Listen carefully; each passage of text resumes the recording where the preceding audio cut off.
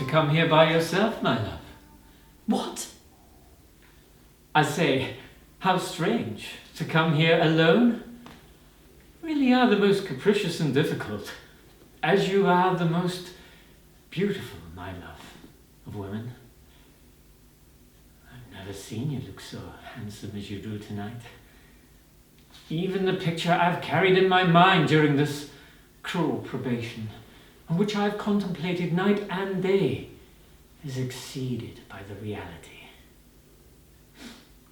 Hard, unrelenting terms they were, but they are fulfilled and past and make the present more delicious and more safe. Sicily shall be the place of our retreat. In the idlest and easiest part of the world, my soul will both seek compensation for old slavery.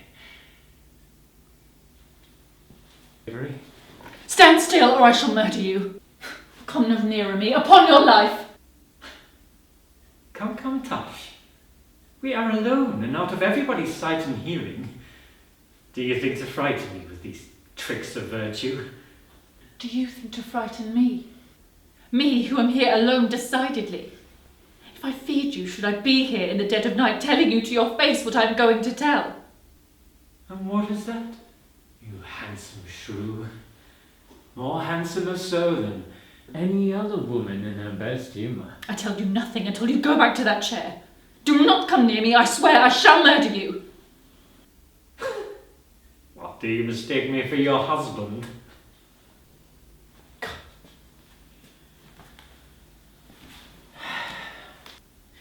This is no love trinket. Rather than endure your touch once more, I would use it on you, with less reluctance than I would on any other creeping thing that lives. How many times has your bold knavery assailed me with outrage and insult? How many times in your smooth manner and mocking words and looks have you questioned my marriage? How often have you tempted me to take a desperate revenge for my torture? I've no doubt, ma'am, you've kept a good account and that it's pretty accurate.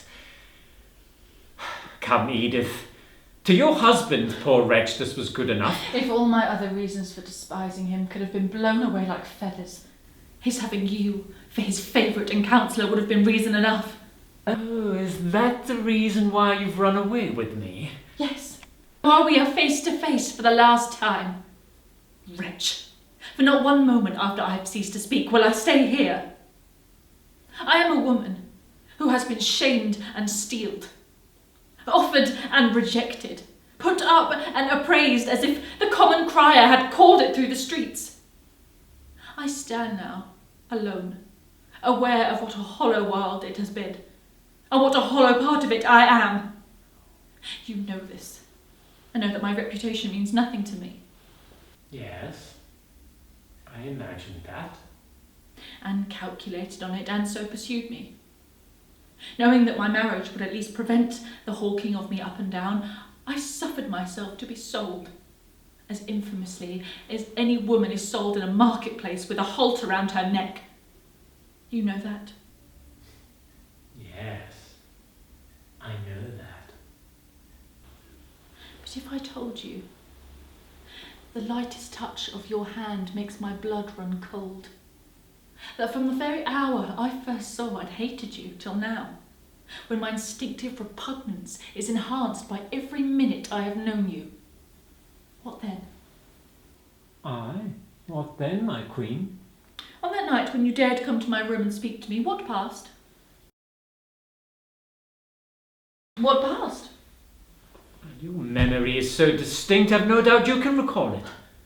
Having persuaded you at that meeting that I held no feelings for my husband, or indeed myself, you proposed this liaison, which you then schemed to have discovered, so as to fix me within your power and traduce my name, and have my reputation depend solely upon your word. All stratagems and love, the old adage. On that night, the struggle and confusion that had long given me pause was ended. I turned away from everything but passion and resentment. I struck a blow that laid your lofty master in the dust, set you there before me, looking at me now and knowing what I mean. When finally I can forget that this man put his lips to mine that night, when I can forget the taint of his kiss upon my cheek, then can I forget these last 2 years. We meet and part tonight. You have hatched your plot of Sicilian days and sensual nights in vain. Edith, sit down. Have done with this. What devil possesses you? Their name is Legion. You and your master have raised them in a fertile house, and they shall tear you both. False to him, false every way and everywhere. Go forth and boast of me. And in every boast you make, I have my triumph.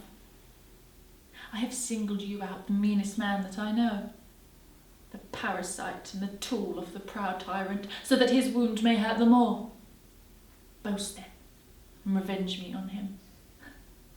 You see yourself now in colours quite as despicable, if not as odious, as those in which I see you. Boast then, and revenge me on yourself. We don't part, sir. Do you think I'm drivelling to let you go in your mad temper? Do you think I am to be stayed? I'll try, my dear. God's mercy on you if you try coming near me. And what if there were none of these same boasts and vaunts on my part? What if I were to turn too? Come, Edith. We must make a treaty of this, else I may take some unexpected course. Sit down. Sit down! Too late! I have thrown my fame and good name to the winds. I have resolved to bear the shame it attaches, knowing it attaches falsely. For this I have been seen here, under a false name as your wife. Nothing can save you now. Lastly, look to yourself. You have been betrayed, as all betrayers are. It has been made known that you were in this place. I saw my husband in a carriage in the street tonight. Strumpet. It's false. Do you hear that?